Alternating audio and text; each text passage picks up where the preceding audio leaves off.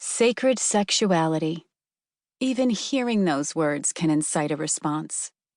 Maybe you rolled your eyes because the phrase feels overhyped and overused. Maybe they kindled a sense of inner knowing that recognizes the juxtaposition as a resonant truth. Maybe you're somewhere in the middle, cautious yet optimistic, worried that this book will be watered-down tantric eye-gazing. Sacred sexuality is many things and spans many cultures and traditions. And like any spiritual or magical practice, your personal experience will shape how you define it. But if there's one true thing, it's this: conscious, mystical, and devoted connection to your sexuality, the decision to make it sacred, has the power to transform your life. In the context of this book, you can think of sacred sexuality as a spiritual philosophy and practice rooted in conscious pleasure, and connection to the sexual self as a path to inner wisdom, magic, and evolution.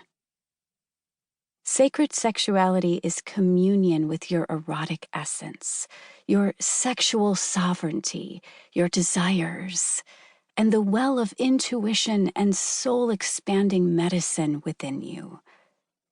It is a way to make sexuality a central part of your spiritual practice. The divine erotic is the living current of sexuality that permeates all the universe. It is sacred sexuality embodied as a living force that you have infinite access to.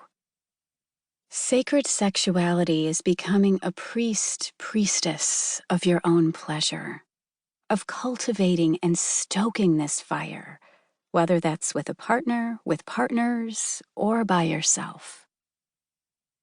No matter how much society wants you to believe otherwise, sacred sexuality isn't something external. It's not something that only happens when you're in a relationship or partnership either. Sacred sexuality is your connection to the ecstatic state of transcendent awareness and bliss within.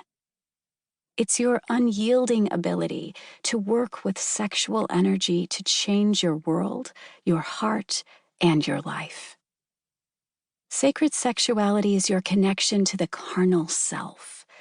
It's your sacred and subversive discipline, your own inner sex god, goddess, that's just waiting to be unleashed. And it's the way which you choose to share this with others. My teachings may differ from others in part because I completely and totally believe that your relationship with sacred sexuality and sacred sex starts within. It's in thinking that you're dependent on anyone else that you may lose the full potential of your erotic power. Even if you're in a relationship, or married, or seriously seeing someone or someones, it all starts with you.